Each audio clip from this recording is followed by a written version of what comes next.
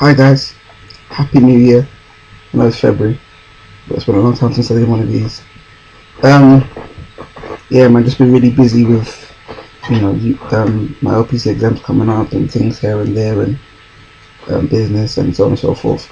But I thought to do a video about more for the guys about something that me and a couple guys are doing directly and indirectly. Just trying to grow as men, and as men have got more and more. So this thing I call husband training, and it's just basically living in your house with your sisters, your brothers, your parents, with the mindset of a husband. Like, for example, they say charity begins at home, and if you notice that all the habits that we develop, that we take into a lot of the places in life, we learn from home. Our cleaning habits, our eating habits, we usually learn from wherever we were brought up. If you obviously, some people, they don't have the opportunity to be brought up in a home where they can learn like others, but they can still learn wherever they are. Nevertheless, even though it might be a bit more difficult. But luckily for me, by God's grace, I have a brother, a younger brother. I have an older sister. I have my mum. I have my dad. And for example, my mum sometimes she makes me feel like I'm married. Like, sometimes my mum talks to me, and I'm sure other guys out there would agree, the way some of our mums talk to us, the way some of our mums, ask us to do stuff that seems just like ridiculous at the time, like really. And I'm just taking it all in very carefully. So the Bible says that parents should train up kids, and also says train up the kids in the way they should go, and they will not depart from it. And I realized that this is a training ground. Like my house, my family is a training ground, because more times than most, the same kind of issues that you might have in your family, with your siblings, with your tolerating somebody's living habits, tolerating someone's someone asking you to do something when you're doing something else, and you don't really want to stop what you're doing to help. That kind of stuff happens in all kind of relationships everywhere. And a lot of people suggest that you need to be in a relationship for you to know how to be in a marriage, and I don't particularly agree with that. I think there are some things you can learn in a relationship, but I think there's so much more you can learn at home, that a lot of people don't really pay much attention to. I believe we neglect a lot of the time home training and how important it is. Like, don't get twisted, there's just certain things that you won't learn unless you're married.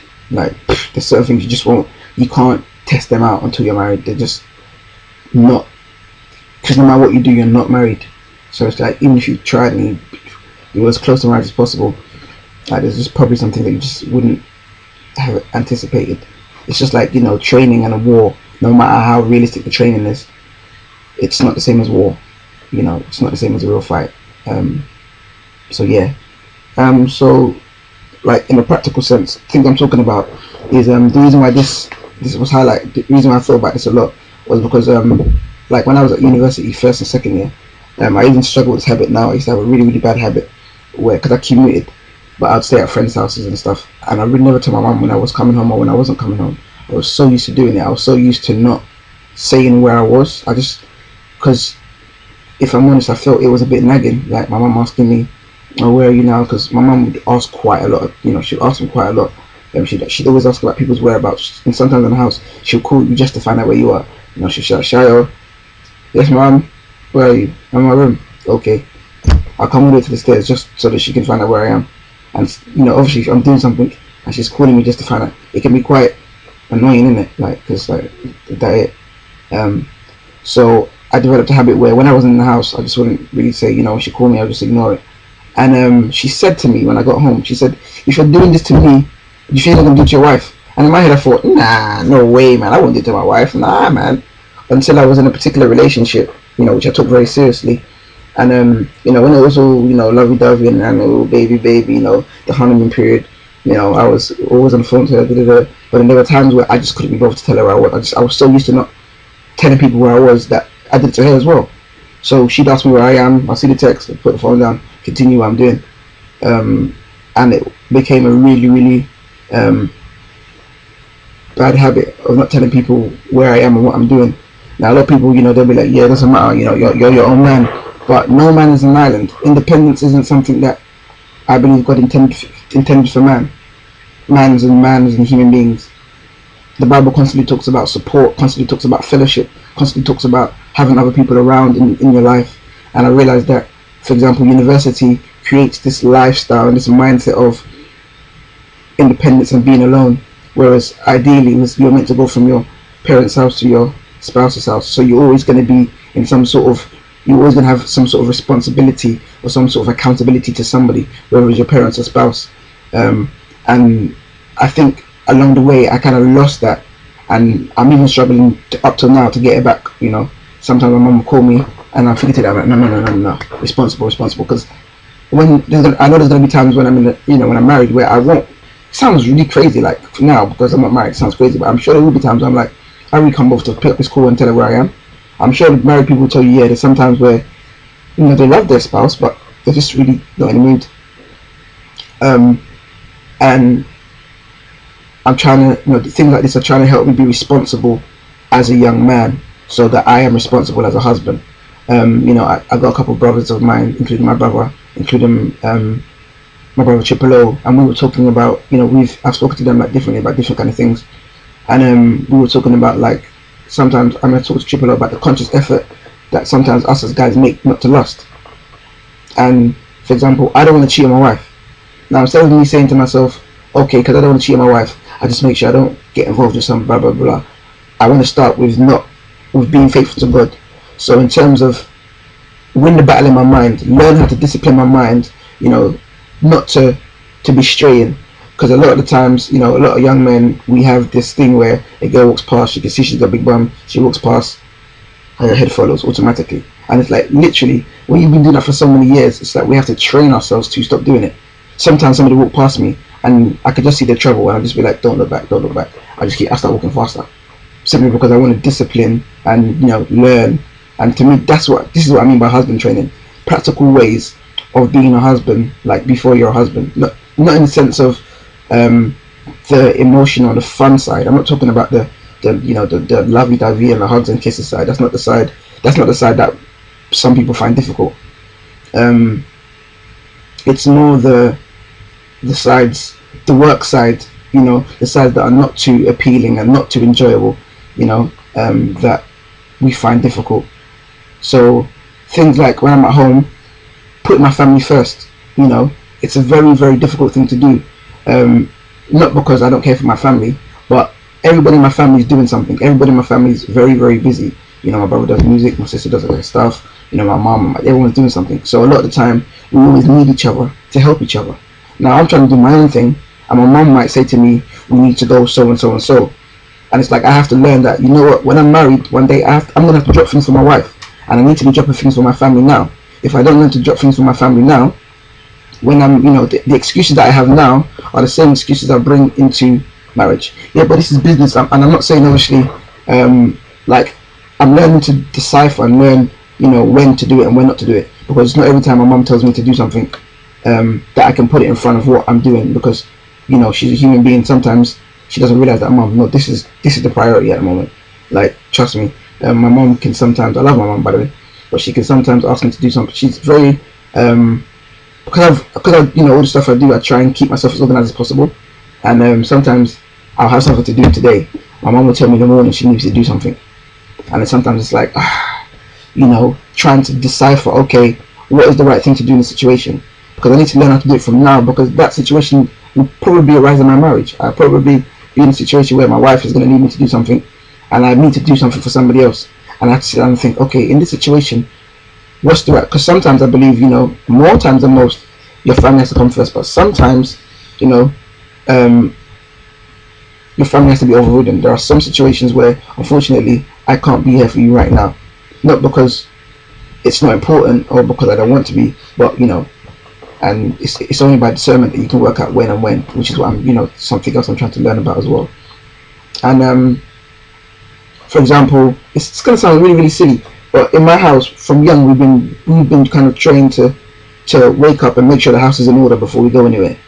And that's such an important thing for us to remember as we're growing, because if I don't cultivate that attitude, now people in my BB always like, they always tease me because I'm always doing housework in my house whenever I wake up. I'm always doing housework, and they're always like, okay, housework, da, da, da. But it's like, it's because it's been drilled into me since I was young. My brother will get up, go wash the plates.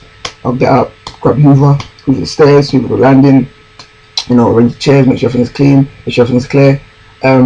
So it's like in my head now I'm quite comfortable in that area, so I'm not too fussed about my house being a tip when I'm married, because I'm definitely going to be awake. I'm not going to wake up and just walk past all the mess and just go to work, because I'm not used to that. Even when you're at uni, no matter what we had to do, it's only like extreme exam times that my mom will let you kind of slide maybe a couple of days without doing housework because you got exams. But even then, she would still kind of say, look at the floor. She still point to the floor and tell you to look at the floor. She would still say to my brother, are you the only one that has exams? So yeah, man, it's just doing all these things that I know I need to do as a husband, and doing them with my family now. The things that I can do with my family. It's not everything I can do with my family, but the things that I can't do with my family, I shouldn't be doing until I'm married anyway. If we're realistic, there's certain things that, to be honest with you, there's certain levels of intimacy that I shouldn't be having with anybody till I'm married anyway. So it's not like I shouldn't be having practice for those things anyway. So put those aside. So yeah, man, and I encourage as many guys as possible, do it, sit down, look at things you need to change about yourselves, and work with your family, put your family in that position. Treat your sisters, your brothers, your fathers, your mothers as if you were married to them. The same kind of mindset you'd have towards the same kind of mindset you should have towards your spouse. No matter what, through thick and thin, I will be there. Have that for your family, because when we're used to doing that, it's going to be so easy. Well, not so easy, that's a lie. It'll probably be a lot easier to do when we're married. So little things like Valentine's Day is coming up. I realize I don't show my sister enough appreciation. I put something on my Facebook today. I said actions speak louder than words, but let's not forget, words clarify action. And I realized that in my house, we all know we love each other. Trust me, the actions are so clear that we love each other, but it's not said enough. So I'm going to try. Hopefully my sister won't watch this before Valentine's Day, which she does. Hi sis. But I'm going to try as much as possible when I'm taking her to dinner. I don't drive, she drives, but I'm not going to let her drive, because it's almost like she's just driving me and I'm paying for the food. I'm going to pay for a cab, so full on pay for the cab, take her to a restaurant, eat with her, get to know my sister more, let my sister know she's appreciated, make my sister feel special, because it's like, I don't have to have a girlfriend to make a female in my life feel special. I've got a sister. My older sister's 2 years older than me, and she's a woman. She's my sister. If I can, anytime I can, do something for my mom. Let my mom feel special. Those are two women that I have direct contact with every day. I don't feel it's necessary for me to have to jump into a relationship with somebody, then start making them feel special. When I haven't, they say charity begins at home. I haven't even made my sisters feel special. Even my brother, even though he's a guy, showing my brother appreciation, showing him love. If I get used to doing that more and more and more and more, the times when I'm married and I don't feel like showing appreciation, I don't feel that, bubbling feeling, blah, blah, blah, blah, the butterflies, I can still show the love I need to show. Because, a lot of us, we base it on the fact that right now, we just want to be married, and oh my gosh, I can't wait, or we're going to be so in love, and I'm not saying, you're not going to be so in love, but I don't know about everybody else, but I standardly know there's going to be times where she's just going to annoy me. I'm not going to lie. I'm just going to not want to be around her. And I need to know how to deal with that. I need to know how to deal with that from now, not get into the situation and storm out. Because that's another thing that I used to do a lot. When issues arise, I don't deal with them. But with my mom now, me and my mom quite open to confront situations and, discuss things. And, I'm learning how to talk without raising my voice. I'm learning how to talk because it's something that I need to learn how to do. Not a lot of people make me angry in it, so I don't get to practice. But my mom can frustrate me, and when she does, it's another opportunity to learn from somebody who I can make mistakes with and still gonna forgive me, rather than risk tearing somebody. Because I believe my mom is strong enough to handle whatever I say or give to her. So if I learn how to sort of give as little headache as possible, I believe that obviously I'll be easier to handle for my own wife.